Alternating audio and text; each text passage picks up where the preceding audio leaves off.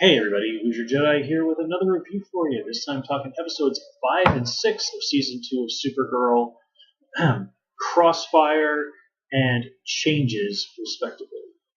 I'm sorry, Changing. Changing is the name of that second episode. So, sorry I wasn't able to do individual episode reviews for these. It's just been a super crazy week. I need to get around and do a channel update to sort of explain a little bit about what's going on soon. But anyway, I'm kind of glad for a couple of reasons that I'm doing these two episodes together. The main reason being just sort of what's going on with Alex and her, whole coming out of the closet thing. Now, whenever something like this happens, and it's something that's in my mind not really super hinted at before, it's a very delicate balancing act. A character coming to such an important realization about themselves. And I gotta say, when things started to go in this direction last episode, I was a little leery, just because I don't know, I never quite recovered from the what in the world, what are you talking about, Ianto, Torchwood, that wasn't exactly about Ianto coming out as gay, but that was the whole ball of wax just was not handled well, in my opinion. With Supergirl handles this whole situation with Alex with really serious aplomb. I mean, it's very emotional, it's very honest, it's shown that this is something that is very difficult for a person. It's shown that somebody who, Alex even says she's almost 30, and for her to be coming to this sort of realization of herself at this age, or being willing to admit this to herself at her age, that's something that I can't imagine would be an easy thing for anybody. I mean, I used to work with a fellow who was in his 30s before he really was able to openly admit to other people that he was gay. And this is after he'd been married and divorced and had 3 kids. So you can imagine how difficult that probably must have been for him. But again, the show really does handle it with a very nice touch. Alex wonders, is in denial about this. She's just sort of pretending, is this a mistake? And then when she kind of seems to be willing to accept it, she has to struggle to come out to Kara. A little surprised Kara didn't say, like, oh, okay, so are you gay? Are you bi? Where exactly are you falling on this? But I suppose that just given the whole thing with how Alex was reacting, I think she probably could have guessed that Alex was going for gay on that one. And I also like how it just wasn't this whole thing like Alex says, like, okay, I'm gay now, and suddenly she and Maggie are together. Maggie very wisely points out, like, yeah, getting into a relationship with somebody who just stepped out of the closet is not something that's probably going to end well. I like you. I don't want things to go there. And, of course, Alex takes that extremely badly. But, we still get that sisters moment there, which was very heartwarming. I was also kind of initially skeptical of this whole Guardian thing that they're doing with Jimmy. But I did kind of end up warming to it by the end of Changing. Mostly just because it sets up this very interesting dynamic between Jimmy and Win. Like last episode, Win is sort of like, look, you're not doing this until I get a suit. I can get together a suit that you're going to be able to use to survive. And again, Win kind of gets on Jimmy's case when Jimmy's being dumb this episode. I mean, it's really showing that Win is not going to stand there and just be some sort of a sidekick. He's going to be Jimmy's partner in this. And if Jimmy is going to do something stupid or not listen to him when he's talking sense, that this is not going to work. And, it's good to see Win really standing up for himself like that. And it's also nice to see that Jimmy kind of has a little bit of idea of maybe what it is a bit like to be someone like Kara or Clark. To be able to go out there and, with your own abilities, do some real good in the world.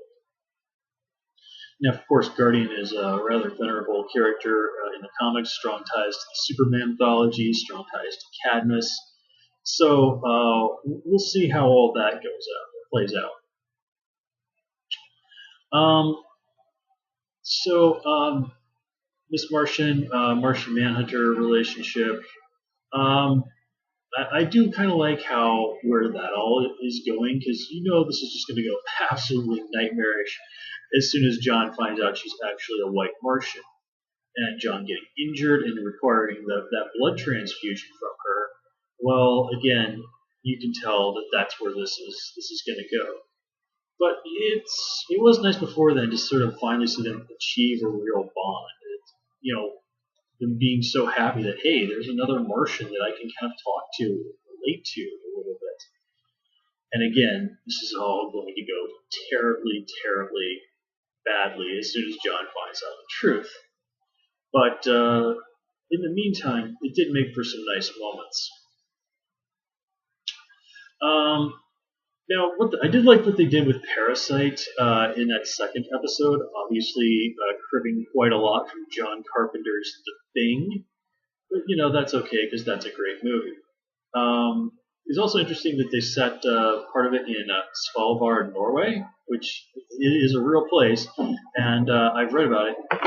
If you live there and you step outside of your house, you're actually legally required to take a rifle with you in order to prevent polar bear attacks. And that's no joke, that's for real.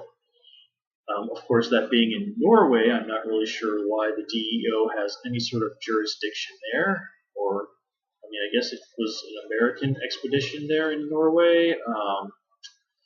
Yeah, this show doesn't really give much of a damn about national sovereignty, so I'm just going to let that go. Now, the idea here of sort of turning Rudy Jones, that's Parasite's real name, into this professor who is big on protecting the world from climate change, that's kind of interesting because if I remember right, Rudy Jones is just sort of usually portrayed as this janitor who got caught in a goofy, crazy lab accident, and that's what turned into a parasite.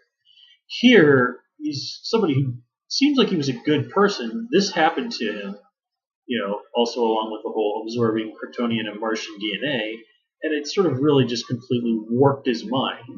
It's not something that he really chose himself. He was influenced by things really beyond him.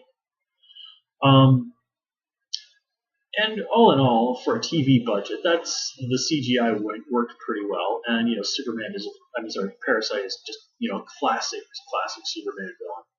I loved how after he'd sucked a bunch of power out of her, Kara was heinously emaciated. She looked like a corpse almost. To the point that it was kind of a little bit ridiculous, but when he's been suffered a serious power drain from Parasite in the comics, that's usually how Superman does look. So I really like that they went there and really just went whole hog on that. And of course, Parasite ultimately feeds into what's going on with Mon-El. Like that first episode with Kara sort of bringing him to work at Catco, it just blows my mind that she gets him this job as a secretary, but has not actually bothered to explain to him what a telephone is. So, Kara, are you dim? He should be in some sort of. You should be signing him up for a class explaining human and American culture and our level of technology, so he has some idea of how to function out in society before you go out and try and get him a job. And again, I like how ultimately they did point out, look, Kara was trying to force Mon-El into sort of her mold rather than letting him be himself and figure out his own path. Of course, when Mon-El does try to figure out his own path, he ends up basically working as an enforcer for a bookie. And I did like that scene where, also the scene where he and Kara get drunk was pretty hilarious. But where they confront each other, and Kara rightfully points out, hey, you shouldn't be using your powers to hurt people like this for money. But Mon-El does have a legitimate point that, hey, if I want to use my powers to make money, who are you to tell me I can't? And he says, you've never used your powers to make money. And he kind of has a point. It's not like she's never used the fact that she's Supergirl to kind of help Kara's career out. It's not like Clark Kent doesn't use his super speed to type stuff super fast sometimes. I mean, that should count. I mean, technically. But yeah, I mean, if Mon-El wants to use his abilities to make money, as long as he's not breaking the law or hurting someone, Kara has no right to tell him not to. And so here's the thing, though, is like he was like a bodyguard to the royal family back on his planet of Daxam. So why doesn't he get a job as like a bodyguard or a bouncer? I mean, that would suit his skill set pretty well. And those are both perfectly legitimate ways to earn a living. I mean, you have to imagine there are probably people who pay really nice money, legit people, to hire like a super strong, almost indestructible alien bodyguard. Yeah, dude, go work for Lena Luthor. I'm sure that won't end badly at all. But we do get to see Mon-El step in and try and stop Parasite, and ultimately we even show him trying to help a homeless person, and of course Cadmus steps in. So we'll see how that's going. And I do have to say, the idea of Cadmus being run by Lex and Lena Luthor's mom, I love this idea. Lex Luthor's mom was like occasionally mentioned on Smallville. I think she popped up very briefly in a few flashbacks. But for the most part, she's somebody who's not really been anybody we've ever been able to really connect with as a character that I'm aware of. So here, kind of turning her into this sort of character, I think is really interesting. And it kind of plays up to a little bit of like, oh, so this is kind of where Lex gets it from. Which, that being his dad was a huge thing on Smallville. I absolutely love John Glover as Lionel Luthor on that show. But, John Glover is just awesome in general, so. And, yeah, I think that kind of covers everything I had to say about these episodes. So I'm going to try and get everything back on schedule as best I can. In the meantime, thanks for watching. As always, please comment, rate, subscribe. You can, of course, follow me on Twitter at Hoosier Jedi, and please also join me on Tumblr at Jedi Reviewer.